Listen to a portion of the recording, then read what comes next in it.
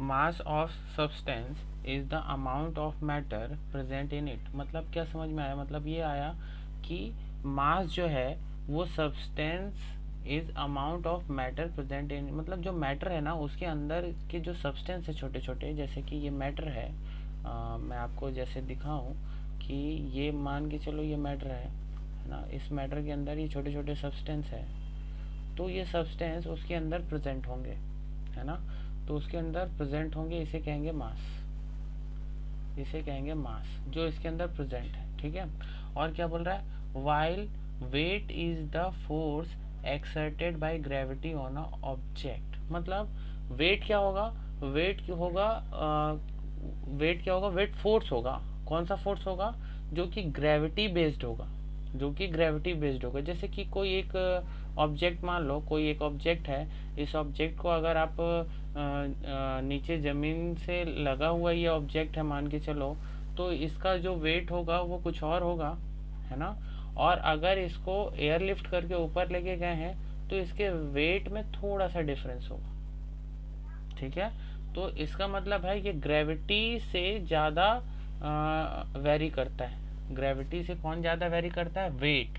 Mass vary नहीं करता, mass constant रहता है। क्यों कांस्टेंट रहता है? कि कोई एक मान के चलो मैटर है, उसके अंदर जितने भी मॉलिक्यूल है, जितने भी सब्सटेंस है, वो तो आपस में एक दूसरे से जुड़े रहते ही हैं, है ना, एक दूसरे से जुड़े रहते हैं, तो उनमें तो कोई चेंजेस होगा नहीं, वो तो कांस्टेंट है, तो वो जितने हैं उतने ही रहेंगे।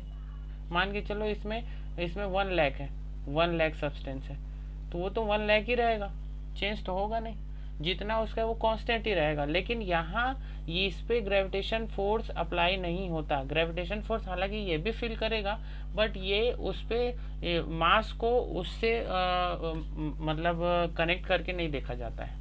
मास मीन्स वो मैटर के अंदर का जितना भी इसके अंदर जो सब्सटेंस है उसकी बात कर रहा है, उसे कहते हैं मास। लेकिन वेट की बात करें तो ये पूरे सब्सटेंस के अंदर का मास भी इसमें इंक्लूड होगा, और साथ में वो ग्रेविटी, जो ग्रेविटेशन फोर्स इसके ऊपर लग रहा है वो भी इसमें इंक्लूड होगा, और दोनों का मेजरमेंट होगा, तब वेट पता चलेगा। ये है वेट, ये है मास। ठीक है, आगे देखते हैं। The mass of a substance is a constant whereas its, देखो बोल रहा है मास जो है सब्सटेंस का वो क्या है? कांस्टेंट होता है ना, वेयर एज वहीं पे अगर इट्स वेट में vary from one place to another due to change in gravity. देखो मैंने जो बताया वही बोला है इसने, इसने बोला है कि अगर एक प्लेस से दूसरे प्लेस पे लेके जाएंगे तो ग्रेविटी में ये वेरी करेगा। कौन? वेट। ठीक है, the mass of substance can be determined very accurately. मतलब सब्सटेंस का जो मास होता है ना वो एक्यूरेट होता है, वेरी एक्यूरेट। क्यों एक्यूरेट होगा? क्योंकि वो तो कांस्टेंट है, एक्यूरेट होगा ही, लेकिन चेंजेस किस में होगा? चेंजेस तो वेट में होगा, है ना, तो वेट में चेंज होगा क्योंकि ग्रेविटी अलग अलग है, मतलब थोड़ा कहीं थोड़ा ज़्यादा है, कहीं थोड़ा कम है। ठीक है, चलो आगे देखते हैं। आगे है वॉल्यूम। वॉल्यूम किसे कहेंगे? तो volume has the unit of length की पावर क्यूब, है ना, volume has the unit length की power cube. So volume has units of metre cube, centimetre cube और डेकामीटर क्यूब, है ना। मतलब ये मीटर, सेंटीमीटर और डीएम, ये तीनों में अगर क्यूब लगा हुआ है, पावर 3 लगा हुआ है, तो समझ जाओ ये वॉल्यूम की बात कर रहा है। किसकी बात कर रहा है? वॉल्यूम की। ठीक है, अभी आगे देखें। अ कॉमन यूनिट लीटर, जैसे ये कॉमन यूनिट लीटर एल है, is not an SI unit. Litre का जो एल है वो एसआई यूनिट नहीं है। ठीक है, is use for measurement of volume of liquid. 1 litre is equal to 100 ml। 1 litre is equal to 100 ml, और 100 सेंटीमीटर का cube is equal to 1 decametre या डीएम का क्यूब। ठीक है, ये आपको याद करने होंगे। आगे देखें, डेंसिटी। डेंसिटी किसे कहते हैं? वो तो आप जानते हो, नाम से पता चल रहा है। Density of a substance is it's amount of mass per unit. मतलब डेंसिटी क्या है, ये ऐसा सब्सटेंस है, एक ऐसा पार्टिकल है, सब्सटेंस है, it's amount of mass per unit. क्या समझ में आ रहा है? Density of a substance is it's amount, मतलब सब्सटेंस का इतना अमाउंट है जो कि किस पे वेरी करेगा, जो कि मास पे वेरी करेगा, है ना। इसे क्या कह रहे हैं, डेंसिटी। डेंसिटी सीधी सीधी बात अगर मैं देखूं कि एक मान के चलते हैं एक सब्सटेंस, एक बोला जाए तो एक एलिमेंट है, ठीक है, एक एलिमेंट है, इसमें छोटे छोटे मॉलिक्यूल है, छोटे छोटे मॉलिक्यूल है या छोटे छोटे सब्सटेंस है। ये तो आपस में डेंसिटी मतलब क्या होता है, आपस में ये लोग कितने पास पास चिपके हुए हैं। तो आप जानते ही हो कि सॉलिड में ज़्यादा डेंसिटी ज़्यादा होता है। एकदम सिंपल एग्जांपल बताता हूँ मैं। सॉलिड है ना, सॉलिड की डेंसिटी ज़्यादा होगी, लिक्विड की डेंसिटी कम होगी सॉलिड की अपेक्षा, और गैस की डेंसिटी तो और ही कम होगी क्योंकि इसके मॉलिक्यूल दूर दूर होते हैं। तो ये सारा खेल किसका है, सारा खेल है मॉलिक्यूल पास पास है या मॉलिक्यूल दूर दूर है। पास पास है तो वो सॉलिड बन जाता है, थोड़े दूर है तो लिक्विड बन जाता है, और ज़्यादा दूर है तो वो गैस बन जाता है। मैटर का ही है ये, ठीक है। आगे देखें,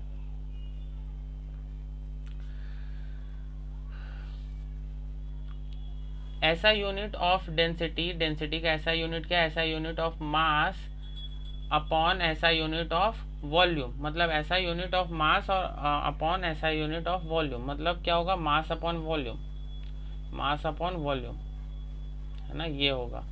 तो मास अपॉन वॉल्यूम होगा, इसका ऐसा यूनिट होगा, मतलब क्या होगा, मास, ये हो जाएगा केजी अपॉन मीटर क्यूब, है ना। इसको कैसे लिख सकते हैं, इसको लिख सकते हैं केजी मीटर -3, मतलब केजी मीटर की पावर -3, ये लिख सकते हैं, ठीक है। कैसे लिखे हैं समझ में आ रहा है ना। ऐसा यूनिट ऑफ क्या का है, ऐसा यूनिट ऑफ मास, है ना, अपॉन ऐसा यूनिट ऑफ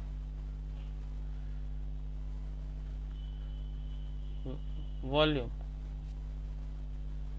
तो क्या हो जाएगा, ऐसा यूनिट ऑफ मास होता है केजी, मैंने पहले ही बताया था मास का और वेट का दोनों का केजी होता है, अपॉन वॉल्यूम का भी हमने पढ़ा, वॉल्यूम मतलब कोई मीटर है, मीटर की पावर 3 लगा दिए तो वो क्या हो जाएगा, वॉल्यूम। तो केजी अपॉन एम क्यूब। तो इसको हम कैसे लिख सकते हैं, इसको हम लिख सकते हैं केजी मीटर की पावर -3, क्योंकि ये नीचे था, ये नीचे से जब ये ऊपर जाएगा तो इसकी पावर में क्या लग जाएगा, माइनस लग जाएगा, ठीक है। तो ये आ गया इसका ऐसा यूनिट। किसका ऐसा यूनिट है ये, डेंसिटी का, ठीक है। आगे देखें, टेम्परेचर। तो टेम्परेचर की बात करें तो टेम्परेचर में देखते हैं,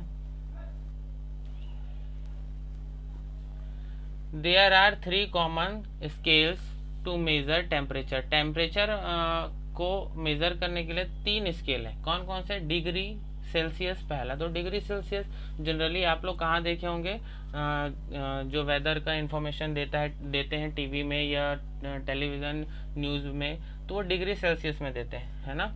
इसके बाद आता है एक डिग्री फ़ारेनहाइट, एक आता है केल्विन।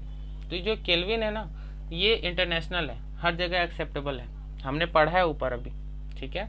तो देखें, तो इसमें लिखा हुआ है कि डिग्री सेल्सियस को क्या से डिनोट करते हैं, तो डिग्री सी, ठीक है। डिग्री फ़ारेनहाइट को तो डिग्री फ़ारेनहाइट एफ, और केल्विन को के से, ठीक है। हेयर के इज द एसआई यूनिट। देखो मैंने बताया था ना, के फॉर केल्विन, केल्विन जो है वो एसआई यूनिट है। अभी देखें तो यहाँ पे इन लोग का कुछ रिलेशन है। फ़ारेनहाइट का सेल्सियस से क्या रिलेशन है, देख लो। Fahrenheit is equal to 9/5 degree Celsius plus 32। मतलब अगर ऐसा करोगे, किसी को भी डिग्री मान के चलो कि कोई डिग्री है ना, डिग्री को आपको फ़ारेनहाइट में चेंज करना है, तो आपको मान के चलो कि 38 डिग्री दिया हुआ है, 38 डिग्री को आपको बोलेगा कि फ़ारेनहाइट में चेंज करो।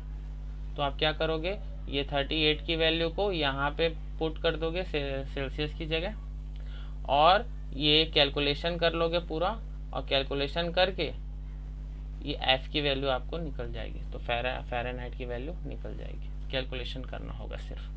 तो ये इसका रिलेशन है। आगे देखिए केल्विन का सेल्सियस से क्या रिलेशन है, बहुत ही सिंपल रिलेशन है कि अगर जैसे आपको बोला जाए कि 27 डिग्री सेल्सियस है ना, तो आप क्या करोगे, इसमें 273.15 ऐड कर दोगे, है ना। 0.15 अगर ऐड कर दिए तो ये टोटल को ऐड करोगे तो टोटल कितना आ जाएगा आपका, टोटल आ जाएगा ये आपका 300.15।